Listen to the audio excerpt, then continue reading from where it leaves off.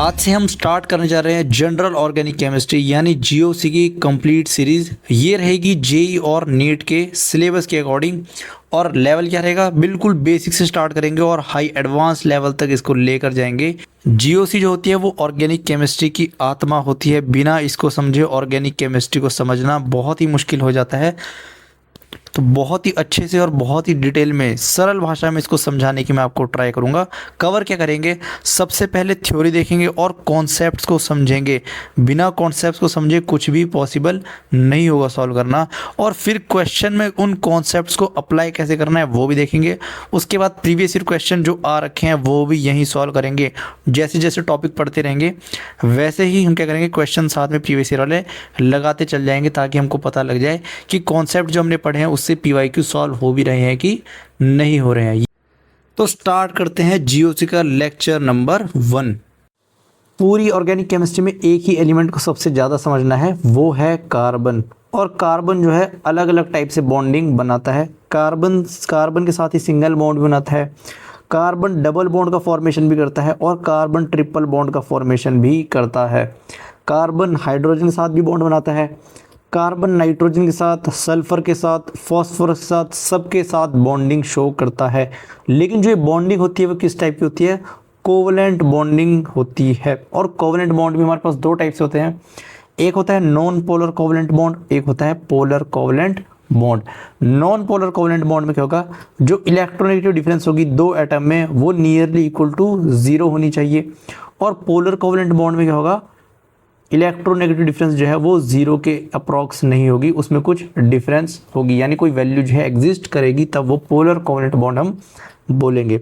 अगर कार्बन के साथ कोई Z एलिमेंट अटैच है और Z की जो है इलेक्ट्रोनेगेटिव डिफरेंस या तो कार्बन से ज़्यादा है या कार्बन से कम है, तो ऐसे केस में क्या है, वहाँ पर पोलैरिटी एग्जिस्ट करेगी और यानी इलेक्ट्रोनेगेटिव डिफरेंस वहाँ पर 0 नहीं होगा। और इस केस में कैसे बॉन्ड बनेंगे, पोलर कोवलेंट बॉन्ड्स। अगर कार्बन जो है कार्बन के साथ ही या कार्बन का हाइड्रोजन के साथ ही बॉन्ड बनता है, ऐसे बॉन्ड कैसे होते हैं, नॉन पोलर। यहाँ पर इलेक्ट्रोनेगेटिव डिफरेंस लगभग 0 के बराबर ही होता है। अब फॉर्मेशन ऑफ कोवलेंट बॉन्ड के बाद हमको पढ़ना है cleavage of covalent bonding. Cleavage of covalent bonds. जब भी बॉन्ड की ब्रेकिंग होगी दो तरीके से होती है, या तो होगी वो होमोलिटिक क्लीवेज या फिर होमोलिटिक फिजन भी इसको बोलते हैं। फिजन मतलब होता है ब्रेकिंग। दूसरी होती है हेट्रोलिटिक क्लीवेज। इसको एग्जाम्पल समझते हैं। अगर कार्बन के साथ किसी Z एलिमेंट ने बॉन्ड बना रखा है, अब ये बॉन्ड कैसे बना होगा, कार्बन ने एक इलेक्ट्रॉन शेयर किया होगा, Z ने अपना एक इलेक्ट्रॉन शेयर किया होगा और दोनों के बीच में इक्वल शेयरिंग पे एक कोवलेंट बॉन्ड का फॉर्मेशन हुआ होगा।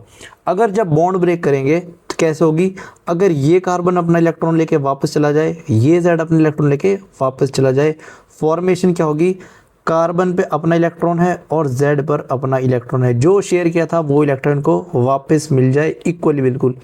तो ऐसी जो क्लीवेज होती है इनको बोलते हैं होमोलिटिक क्लीवेज।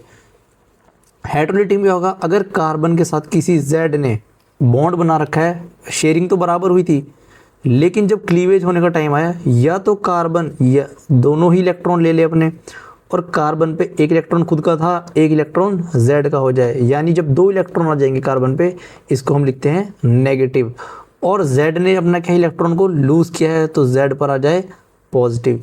दूसरी पॉसिबिलिटी क्या है कि जो इलेक्ट्रॉन्स हैं ये Z लेकर चला जाए तो कार्बन पर क्या जनरेट होगा, पॉजिटिव चार्ज, और Z पर जनरेट होगा नेगेटिव चार्ज। जो अब जनरेशन हुआ है पॉजिटिव और नेगेटिव का, ये कब होता है, जब हेट्रोलिटिक क्लीवेज देखने के लिए मिलती है। होमोलिटिक क्लीवेज जो है न्यूट्रल स्पीशीज का जनरेशन करेगी और हेट्रोलिटिक क्लीवेज जो है चार्ज स्पीशीज का जनरेशन करेगी। इसको हम बोलेंगे इक्वल डिस्ट्रीब्यूशन ऑफ इलेक्ट्रॉन्स, इसको बोलेंगे अनइक्वल डिस्ट्रीब्यूशन ऑफ इलेक्ट्रॉन्स। अब मुझे जो आपको एक चीज़ समझानी है उसका नाम है डिस्प्लेसमेंट इफेक्ट्स। इसमें भी पहला जो इफेक्ट पढ़ेंगे वो होगा इंडक्टिव इफेक्ट। बहुत ध्यान से देखना, पूरी ऑर्गेनिक केमिस्ट्री का बेस अब बनने जा रहा है। सारे इफेक्ट बहुत इंपॉर्टेंट है। एक बार जीओसी समझ आ जाए उसके बाद कोई भी रिएक्शन मैकेनिज्म या कोई भी इंटरमीडिएट में हमको जो है दिक्कत नहीं आने वाली है। अगर कोई कार्बन चेन है, 1 कार्बन, 2 कार्बन, 3 और 4 या 5, कितनी भी लंबी कार्बन चेन है, उसके साथ कोई एक ऐसा एटम मैं अटैच कर देता हूँ जो कि हाईली इलेक्ट्रोनेगेटिव है, फॉर एग्जांपल फ्लोरीन। अब यहाँ पर फ्लोरीन आ चुका है। फ्लोरीन कैसा है? फ्लोरीन और कार्बन में फ्लोरीन की इलेक्ट्रोनेगेटिविटी ज़्यादा है, ज़्यादा नहीं बहुत ज़्यादा है। और इलेक्ट्रोनेगेटिव एटम क्या करते हैं, अगर इनके साथ बॉन्ड का फॉर्मेशन हो तो इलेक्ट्रॉन्स की शिफ्ट जो है अपनी डायरेक्शन में कर लेते हैं। यानी इलेक्ट्रॉन डेंसिटी कार्बन और फ्लोरीन के बीच में ना होकर ज़्यादा किस पर होगी, फ्लोरीन एटम पर होगी, और कार्बन एटम पर कम इलेक्ट्रॉन जो है डेंसिटी रहेगी। अब इस इलेक्ट्रॉन डेंसिटी के आने से क्या होगा, इस पर इलेक्ट्रॉन डेंसिटी इंक्रीज करी है तो फ्लोरीन पर क्या लिखेंगे हम, पार्शियल, ये डेल्टा साइन क्या होता है, पार्शियल नेगेटिव। और जब फ्लोरीन पर इलेक्ट्रॉन डेंसिटी शिफ्ट हो चुकी है, कार्बन पर डेफिशिएंसी आ चुकी है, इस चीज़ को लिखते हैं हम पार्शियल पॉजिटिव। ये हम कंप्लीट पॉजिटिव, ऐसे पॉजिटिव और नेगेटिव इसलिए नहीं लिख रहे हैं क्योंकि कंप्लीट शिफ्ट नहीं हुआ है। अगर कोई कंपाउंड में आयोनिक बॉन्ड्स ज़्यादा हो, आयोनिक कैरेक्टर ज़्यादा हो, जैसे सोडियम हाइड्राइड, तो हम इसको लिख सकते हैं Na पॉजिटिव H माइनस, कि यहाँ से इलेक्ट्रॉन डेंसिटी जो है completely H minus, H hydrogen पर चली गई है, इसलिए इलेक्ट्रॉन डेंसिटी इंक्रीज करी है, यहाँ पर माइनस। यहाँ पर कंप्लीटली शिफ्ट हुई नहीं है, यहाँ पर पार्शियल शिफ्ट हुआ इलेक्ट्रॉन डेंसिटी का, यानी कार्बन की तरफ कम इलेक्ट्रॉन डेंसिटी है, फ्लोरीन की तरफ ज़्यादा इलेक्ट्रॉन डेंसिटी है। और जब इलेक्ट्रॉन डेंसिटी इंक्रीज करी तो यहाँ पर आ चुका है पार्शियल नेगेटिव, और कार्बन पर डेफिशिएंसी आ चुका है पार्शियल पॉजिटिव। तो यहाँ लिखेंगे कार्बन चेन में पार्शियल नेगेटिव और यहाँ पर पार्शियल पॉजिटिव। अब इसका जो इफेक्ट बाकी कार्बन की चेन पर पड़ेगा वो देखना। ये कैसे हुआ है, थ्रू सिग्मा बॉन्ड ही यहाँ इलेक्ट्रॉन डेंसिटी शिफ्ट हुई है। अब जैसे इस कार्बन पर पॉजिटिव आया, इसके पास इलेक्ट्रॉन डेफिशिएंसी क्रिएट हुई, ये क्या करेगा, अपने एडजेसेंट वाला जो कार्बन है इससे इलेक्ट्रॉन डेंसिटी विड्रॉ करना स्टार्ट कर देगा। इससे क्या होगा, अब इस कार्बन पर भी पॉजिटिव चार्ज जनरेट होना स्टार्ट कर जाएगा, लेकिन इसकी जो मैग्नीट्यूड होगा वो इस वाले पॉजिटिव से कम होगा। तो यहाँ पर बहुत कम, यानी डेल्टा, डेल्टा मतलब होता है वेरी स्मॉल, इस डेल्टा को रिप्रेजेंट करने का मतलब है स्मॉल, या फिर वेरी स्मॉल लिखते हैं इसको, वेरी स्मॉल, यानी बहुत कम अमाउंट का पॉजिटिव चार्ज यहाँ देखने के लिए मिला है। अब इसने कुछ इलेक्ट्रॉन डेंसिटी विड्रॉ करी है, लेकिन फ्लोरीन जितना पावरफुल तो यह है नहीं, तो इलेक्ट्रॉन डेंसिटी इतनी तो विड्रॉ नहीं कर पाएगा, इसलिए इसके कंपेयर में इसका जो मैग्नीट्यूड है ये कम है, यानी ये जो पॉजिटिव चार्ज क्रिएट हुआ है ये बहुत ही ज़्यादा कम है।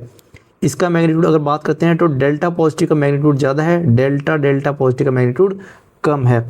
अब यहाँ से एक बात और देखना, जैसे इस कार्बन पर पॉजिटिव आया, ये करेगा अपने एडजेसेंट कार्बन से भी इलेक्ट्रॉन डेंसिटी पुल करना स्टार्ट कर देगा अपनी तरफ, और इस वाले कार्बन पर भी कुछ पॉजिटिव चार्ज जनरेट हो जाएगा, और मैग्नीट्यूड इसका इससे भी कम होगा, यानी सबसे कम मैग्नीट्यूड तो इस वाले पॉजिटिव का होगा। ये जो इफेक्ट हुआ ये सिर्फ 3 से 4 कार्बन तक ही काम करता है। ऐसा नहीं है कि जितनी मर्जी चेन है सबके साथ पॉजिटिव आ जाएगा, सिर्फ 3 से 4 कार्बन के बाद ही सारे जो कार्बन है ये न्यूट्रलाइज हो जाएंगे, इनमें किसी भी तरह की पोलैरिटी जनरेट नहीं होगी। तो इलेक्ट्रो इंडक्टिव इफेक्ट की अगर डेफिनेशन की बात करते हो, कैसे समझेंगे इसको, कि कार्बन और फ्लोरीन में जो बॉन्ड की शिफ्टिंग हुई है, इलेक्ट्रॉन्स की शिफ्टिंग हुई है, इसके रिजल्ट में जो एडजेसेंट कार्बन थे इनके पास भी पोलैरिटी का जनरेशन हो चुका है। ये कि जहाँ पर भी चार्ज सेपरेशन होता है वहाँ पे क्या होता है, पोलैरिटी का जनरेट हुआ है। तो ये सारे बॉन्ड भी कैसे हो चुके हैं, पोलर। पहले कैसे थे, नॉन पोलर, अब ये हो चुके हैं पोलर। यही होता है इंडक्टिव इफेक्ट। इस वाले कार्बन और फ्लोरीन में इंडक्टिव इफेक्ट नहीं है, यहाँ तो इलेक्ट्रोनेगेटिविटी की वजह से फ्लोरीन ने सिर्फ अपनी तरफ इलेक्ट्रॉन डेंसिटी को पुल किया है। इस बॉन्ड की पोलैरिटी की वजह से बाकी जो बॉन्ड्स में पोलैरिटी है वो इंड्यूस हुई है। ध्यान से सुनना इस वर्ड को, पहले ये नॉन पोलर थे, लेकिन इस फ्लोरीन ने क्या करा, इस बॉन्ड में पोलैरिटी जनरेट हुई। इस बॉन्ड में पोलैरिटी आने से क्या हुआ, जो बाकी के कार्बन थे इसमें क्या हुआ, पोलैरिटी का इंडक्शन हुआ, यानी पोलैरिटी इंड्यूस हुई। इसी को बोलते हैं इंडक्टिव इफेक्ट। जो कार्बन से इलेक्ट्रॉन डेंसिटी पुल करी है फ्लोरीन ने अपनी तरफ, ये तो एक इलेक्ट्रोनेगेटिविटी का फिनोमिना है, ये इंडक्टिव इफेक्ट नहीं है। जो कार्बन में इंडक्शन हुआ है उसको बोलते हैं इंडक्टिव इफेक्ट। इस बात को ध्यान से समझना। डेफिनेशन देखते हैं। Polarity developed in carbon chain due to shifting of sigma bond electrons. ये जो इंडक्टिव इफेक्ट है सिर्फ सिग्मा बॉन्ड पे ही काम करता है, पाई बॉन्ड की बात हम यहाँ नहीं कर रहे हैं। By the group of atoms present on carbon chain is known as inductive effect.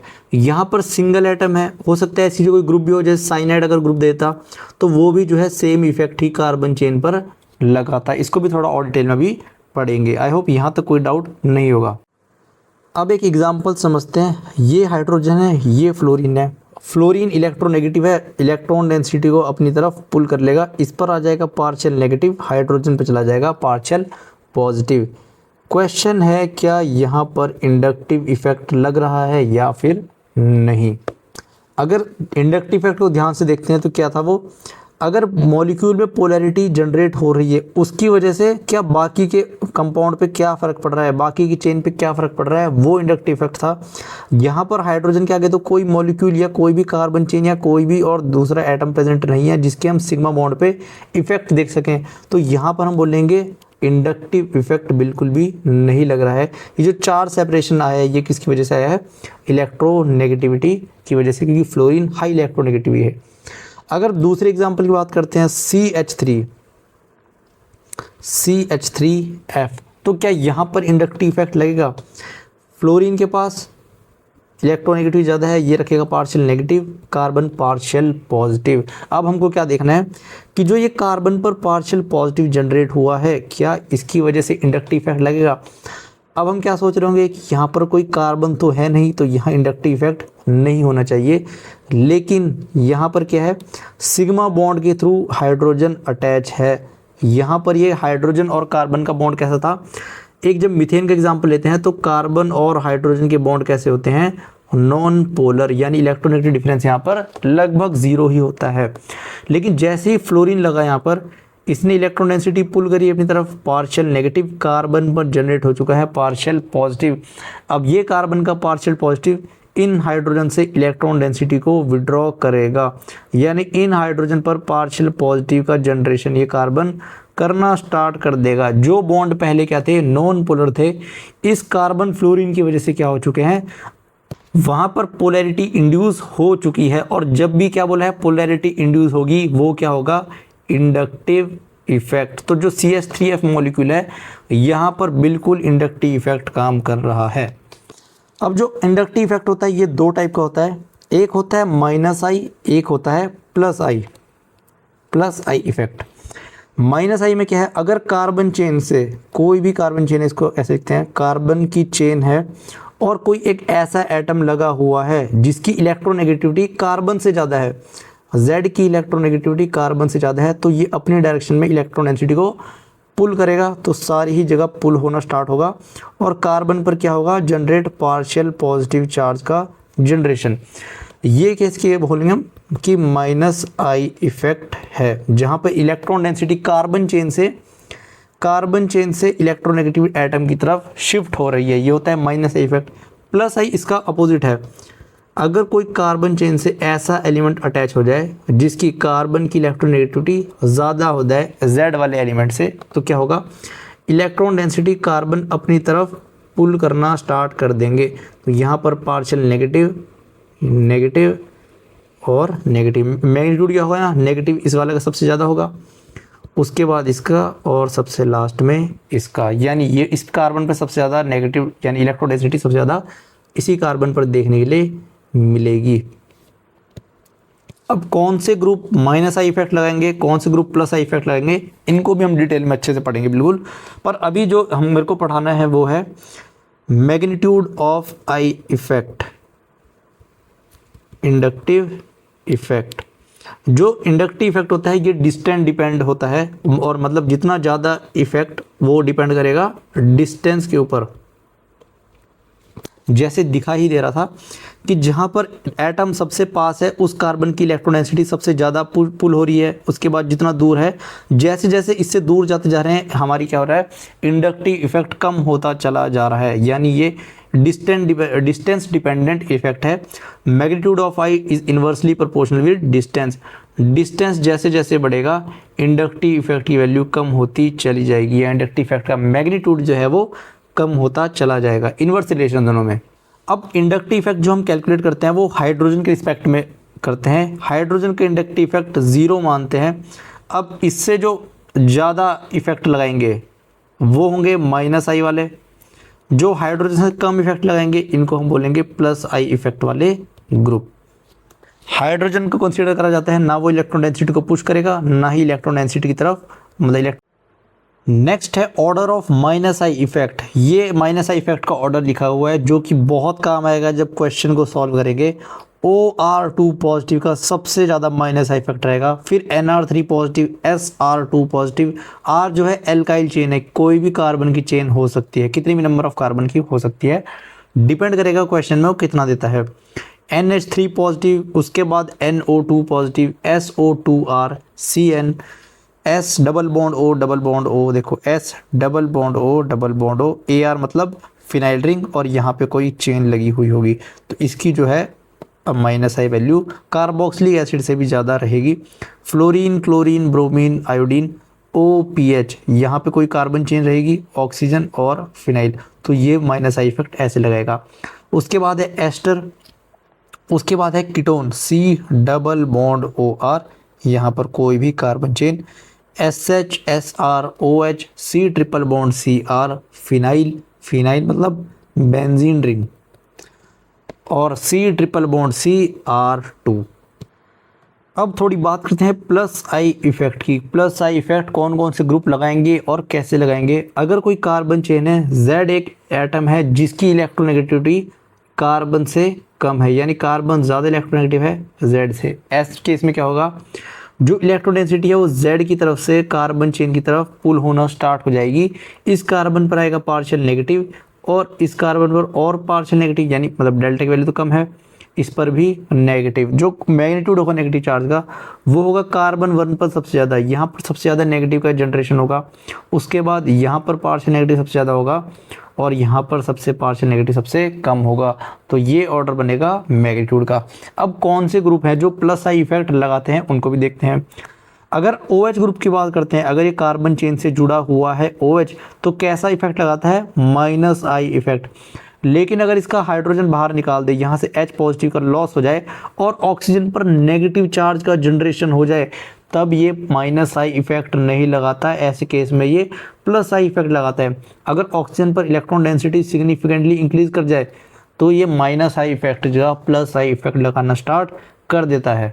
Carboxylic acid strong minus I effect होता है, लेकिन अगर इसका भी एसिडिक हाइड्रोजन बाहर चला जाए और ऑक्सीजन पर नेगेटिव चार्ज का जनरेशन हो जाए तो यहाँ पर ये भी जो है प्लस आई इफेक्ट लगाना स्टार्ट कर देता है माइनस आई से। इसकी जो टेंडेंसी बदल जाती है प्लस आई की। थर्ड केस देखते हैं। इधर अमीन है और अमीन को जो इफेक्ट होता है माइनस आई इफेक्ट होता है, लेकिन अगर यहाँ से भी H पॉजिटिव को रिमूव कर दे तो नाइट्रोजन पर नेगेटिव चार्ज जनरेट होता है। इसकी वजह से ये कैसा इफेक्ट छोड़ता है, प्लस आई इफेक्ट को शो करता है।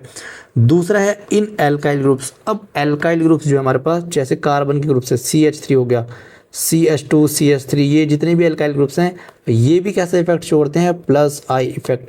तो magnitude of plus I effect किस पे डिपेंड करेगा, साइज ऑफ एल्काइल ग्रुप, यानी एल्काइल ग्रुप का साइज जैसे जैसे इंक्रीज करेगा, साइज से मतलब है नंबर ऑफ कार्बन, जैसे जैसे इंक्रीज करेंगे प्लस आई इफेक्ट की वैल्यू वैसे वैसे इंक्रीज करती चली जाएगी। सबसे छोटा ग्रुप कौन सा है, मिथाइल ग्रुप।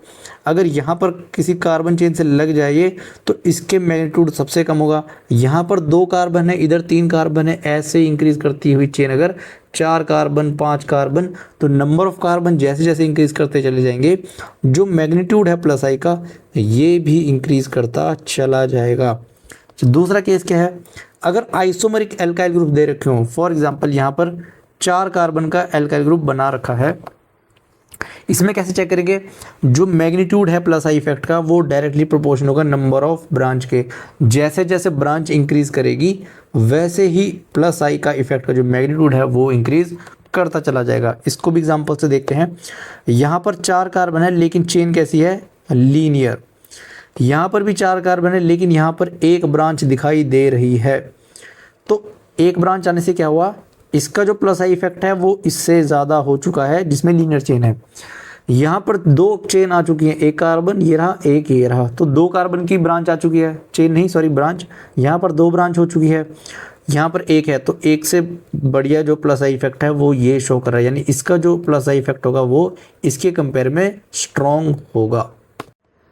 अब जो माइनस आई इफेक्ट के बारे में पढ़ना है वो पढ़ना है एप्लीकेशंस ऑफ इंडक्टिव इफेक्ट। यहाँ पर हम माइनस आई और प्लस आई दोनों को पढ़ेंगे। पहली जो है, सबसे पहला हमको पढ़ना क्या है, स्टेबिलिटी ऑफ इंटरमीडिएट्स। अब इंटरमीडिएट्स क्या होता है, हमारे पास कोई भी रिएक्शन अगर प्रोसीड कर रही है, ए अगर रिएक्ट कर रहा है और प्रोडक्ट बना रहा है पी, इसके बीच में पॉसिबिलिटी होती है रिएक्शन एक इंटरमीडिएट का फॉर्मेशन भी कर दे, यानी ए से पहले इंटरमीडिएट बनेगा, उसके बाद कोई प्रोडक्ट का फॉर्मेशन होगा। अब जो इंटरमीडिएट होता है ये कैसा होता है, शॉर्ट लिव्ड स्पीशीज। ये रिएक्शन में थोड़े टाइम के लिए बनती है और जो है कन्वर्ट हो जाती है प्रोडक्ट में, शॉर्ट लिव्ड स्पीसीज। और कैसी होती है कंपैरेटिवली, प्रोडक्ट के कंपेयर में अगर हम इसको बात करें तो ये अनस्टेबल रहती हैं। तो इनको स्टेबल करने के लिए माइनस आई इफेक्ट या फिर प्लस आई इफेक्ट का यूज़ हमको करना पड़ता है। बेसिक में जो हम पढ़ेंगे सबसे बेसिक, वो 3 इंटरमीडिएट बनेंगे। पहला है कार्बोकैटायन, दूसरा है रेडिकल और थर्ड होता है कार्बो एनायन। अब फॉर्मेशन की बात करते हैं। पहले कार्बोकैटायन कब फॉर्म होगा, रेडिकल कब फॉर्म होगा और कार्ब एनायन कब फॉर्म होगा। कार्बोकैटायन की बात करते हैं, ये क्या होगा, यहाँ पर मान लेते हैं एक मिथाइल ग्रुप है, इधर भी मिथाइल है, इधर भी मिथाइल, मिथाइल मतलब है CH3 ग्रुप, और यहाँ पर कोई हेलोजन है। अगर इनके बीच में होती है हेट्रोलिटिक बॉन्ड फिशन, ये भी हटा देते चलो, कोई भी एटम है, ये कार्बन के साथ एक Z लगा हुआ है और हेट्रोलिटिक बॉन्ड फिशन होती है, Z जो है इलेक्ट्रॉन पेयर को लेकर चला जाता है, तो जनरेट होता है कार्बन पर पॉजिटिव और Z पर नेगेटिव। ये है कार्बोकैटायन। अब कार्बन की वैलेंसी कितनी होती है, 4, तो कार्बन के पास 3 बॉन्ड और जुड़े हुए होंगे और यहाँ पर 3 बॉन्ड रहे होंगे। इसकी हाइब्रिडाइजेशन इधर रहेगी sp3, और जब कार्बोकैटायन फॉर्म होगा तो हाइब्रिडाइजेशन हो जाएगी इसकी sp2। यानी इसका स्ट्रक्चर कैसा होगा, ये कार्बन है, यहाँ पर कोई ग्रुप है, इधर कोई ग्रुप है, इधर कोई ग्रुप है, और एक एम्प्टी p ऑर्बिटल इसके पास प्रेजेंट है। यही एम्प्टी p ऑर्बिटल को क्या बोलते हैं, कार्बोकैटायन। यानी इसमें क्या है, कोई भी इलेक्ट्रॉन प्रेजेंट नहीं है, एम्प्टी p ऑर्बिटल। अगर बात करते हैं दूसरा रेडिकल का फॉर्मेशन कैसे होगा, अगर कार्बन है, इसकी 4 वैलेंसी 3 बॉन्ड ये रहे, एक ये Z वाला कोई ग्रुप, यहाँ से होता है होमोलिटिक बॉन्ड फिशन, तो कार्बन पर जनरेट हो जाएगा एक न्यूट जैसे को। ये इलेक्ट्रॉन कार्बन के पास ऑलरेडी था पहले से, कोवेलेंट बॉन्ड शेयर करने से पहले, यही इलेक्ट्रॉन वापस आ चुका है, इसको बस डॉट से अलग दिखा दिया है। ये बोलते हैं हम रेडिकल का फॉर्मेशन। और जैसे कार्बोकैटायन क्या है, पॉजिटिवली चार्ज, 1 यूनिट का पॉजिटिव चार्ज है, वैसे रेडिकल क्या होता है, न्यूट्रल। रेडिकल को न्यूट्रल कहेंगे, इसको चार्ज में नहीं गिनेंगे। और हाइब्रिडाइजेशन की अगर बात करते हैं तो जनरली इसकी हाइब्रिडाइजेशन होती है sp2 और sp3 भी हो सकती है। जनरली क्या होती है, sp2, लेकिन sp3 भी होती है। इसके आगे मैं स्टार लगा देता हूँ, कंडीशंस पर डिपेंड करती है कि sp3 कब होगी। वैसे तो नॉर्मली sp2 में ही रहता है। तो ये कार्बन का एक बॉन्ड, ये दूसरा बॉन्ड, तीसरा बॉन्ड, और ये इसका p ऑर्बिटल होगा। इसको ढंग से बनाते हैं, ये कार्बन का p ऑर्बिटल और इसमें एक अनपेयर्ड इलेक्ट्रॉन, ये क्या है, रेडिकल। ऐसे एनायन के पास भी होगा। एनायन क्या है, अगर ये कार्बन है और Z है, बॉन्ड फिशन कैसे हुआ कि इलेक्ट्रॉन हेट्रोलिटिक बॉन्ड फिशन हुआ है और जो इलेक्ट्रॉन्स है वो कार्बन के ऊपर आ चुके हैं, तो कार्बन पर आ जाएगा 1 यूनिट का नेगेटिव चार्ज। और ये बॉन्ड पहले से 2, 3, इसकी हाइब्रिडेशन भी क्या होगी, इसकी होगी sp3 होगी इसकी हाइब्रिडेशन।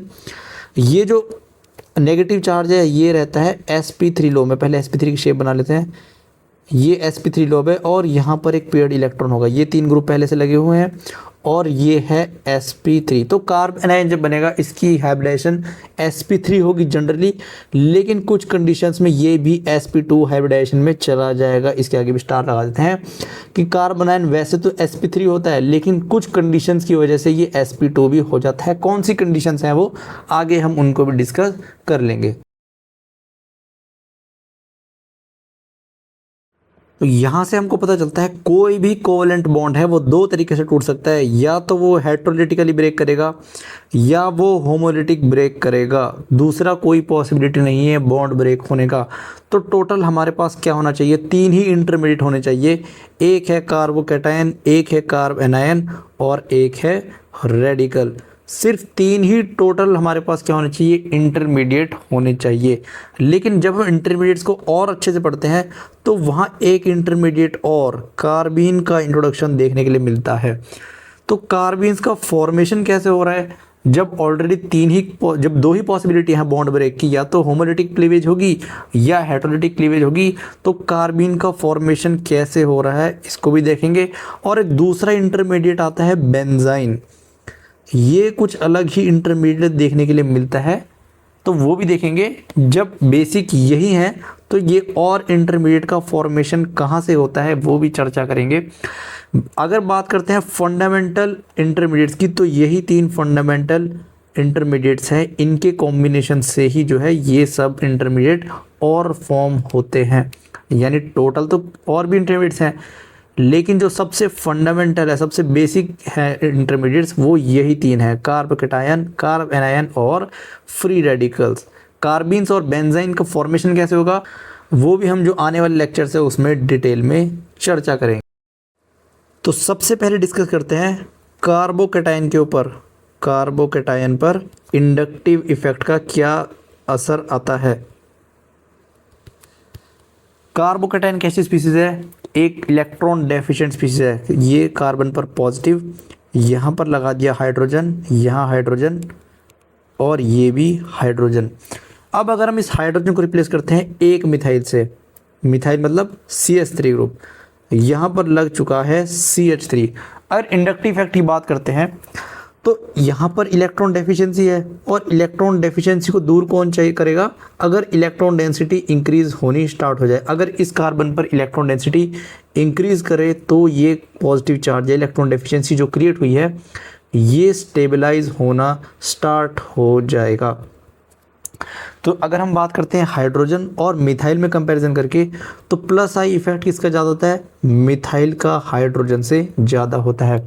तो मिथाइल क्या करेगा, अपनी इलेक्ट्रॉन्स जो है इस कार्बन की तरफ शिफ्ट करना स्टार्ट कर देगा। इसकी वजह से क्या होगा, जो ये कार्बन हमारा हाईली इलेक्ट्रॉन डेफिशिएंट था, अब इसकी डेफिशिएंसी कम होना स्टार्ट हो जाएगी। और जैसे ही इलेक्ट्रॉन डेफिशिएंसी कम होगी, इसकी क्या होगी, स्टेबिलिटी इंक्रीज करना स्टार्ट करेगी। यानी इन दोनों में ये वाला कार्बोकैटायन ज़्यादा स्टेबल है। एक हाइड्रोजन को अगर हम मिथाइल से रिप्लेस कर देते हैं तो कार्बोकैटायन में स्टेबिलिटी इंक्रीज करती है।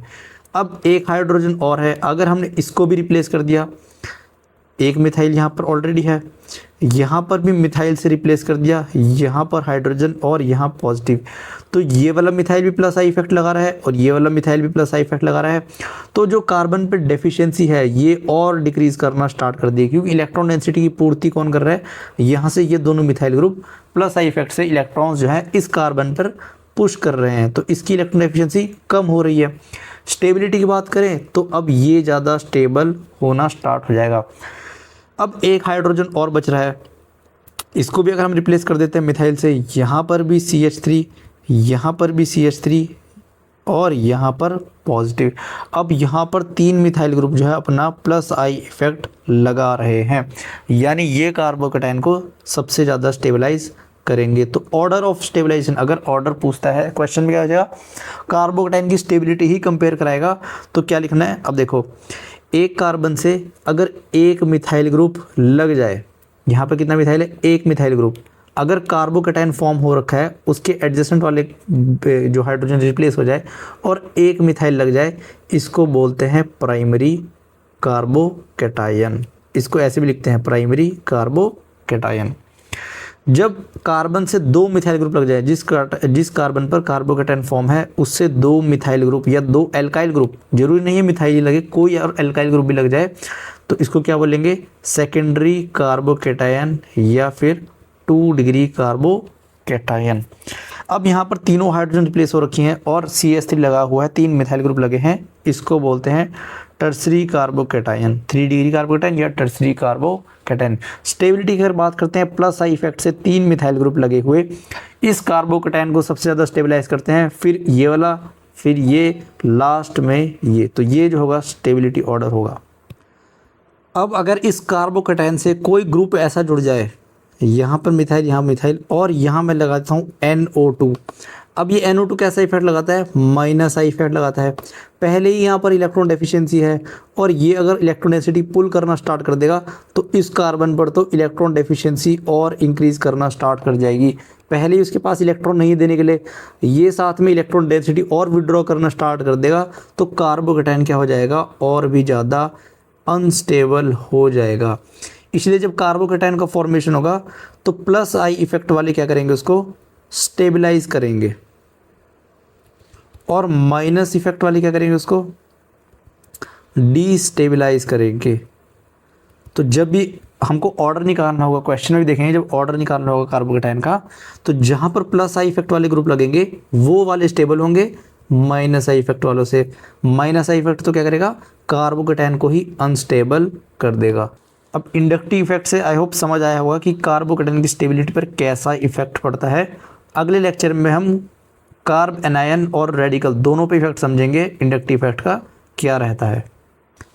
कहीं कोई डाउट हो तो आप बिल्कुल कमेंट सेक्शन में पूछ सकते हैं। मिलते हैं नेक्स्ट लेक्चर में।